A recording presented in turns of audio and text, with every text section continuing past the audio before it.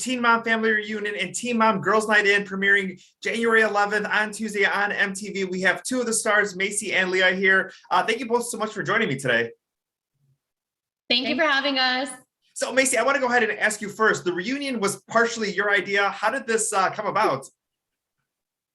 Well, after doing this for so long, it's been over 10 years, having different casts, like each cast knows each other very well and gets to work with each other, but all of the moms had never been in the same place together ever. So I thought, after COVID and stuff and nobody really being able to travel or see each other, I was like, well, why not now? So that's what we did. And that's what you did. And you had some big news, Leah, to go ahead and share. You're in a new relationship. What was it like being able to share that on social media and to tell all the cast members too of Teen Mom about your new relationship? I was excited to finally announce. We had been dating for a little while, but it was just being in the public is hard. I think it's hard on any relationship. So it was great. It was great. And being able to kind of work through maybe some issues that came up at the beginning of our relationship during the Teen Mom Family Reunion was, it was a growth. It was growth for me. It was growth, not just in my relationship with Jalen, but also my relationships with everyone that, like my friends, the girls on at the Teen Mom Family Reunion.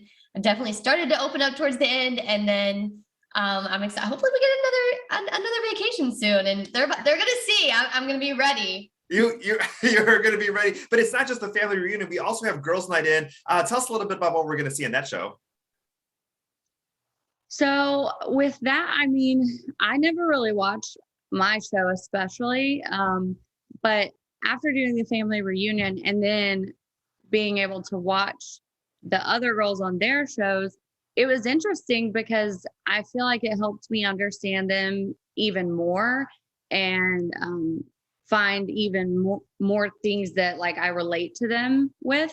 But at the same time, it kind of sucks because when they're going through something hard or a struggle in their life, it's, I'm very empathetic to them, and it's like, all I can do is send a text, so it's like a blessing and a curse, but it'll be interesting because, you get to see us react to everything that goes on in their lives.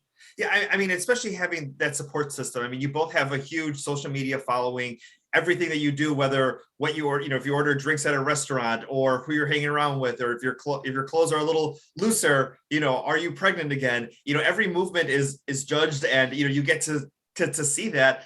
Do you read the comments or do you turn them off when there's a big thing going on in both of your lives? I don't. Do you turn the comments off though? When it comes to the kids, I turn my comments off. I don't want them to ever look back and if they want to film, I let them film. If they don't ever want to film, you don't have to film. Right. But if it's negative comments about my kids, which there have been a lot about Allie over the years, I'm turning the comments off. I'm not reading it. And sometimes, listen, there's only so many times you can say someone's pregnant. Jalen, he's like, why ignore it? And I'm like, no, I'm going to let them know. I was bloated last week. That was not okay. No, that's one of the biggest ones for me too. And honestly, that one, I just laugh at it now, but at the same time, I'm like, how at this point I would have had like 56 kids, I think. Right. But it's rude. Kind of rude to say a woman is pregnant, and you know what I mean? Like, I don't ever ask someone, are you pregnant? You wait for the announcement. You wait for the for the person when it's the right time to go ahead and say that.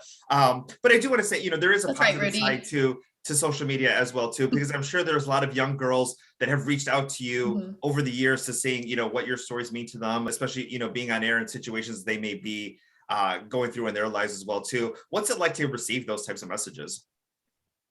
I think it's amazing to receive those messages, and I think over the years we've watched the statistics dropping on Teen Mom 2 with teen pregnancy. And I think for that, like that was my whole purpose of the show. That was my goal going into it. And I think I feel proud because of that. And I'm sure Maci, you do as well.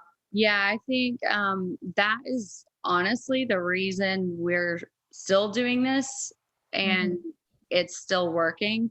And also for me, like once I opened up about having PCOS, polycystic ovary syndrome, and getting so much feedback and having so many messages like, I have that too. I have that too. I know a lot of times, fans are like, thank you so much. This helped me. I relate. When it came to PCOS, it was like, I, felt that way about the fans or the viewers because it made me not feel so alone in my journey with PCOS. So stuff like that is really, I think, what keeps us like sane and grateful for this whole crazy roller coaster ride. Oh, Exactly. exactly. So you never know who might make a doctor's appointment because they hear about your journey, and then they could, do that as well too. It's such an important platform to have.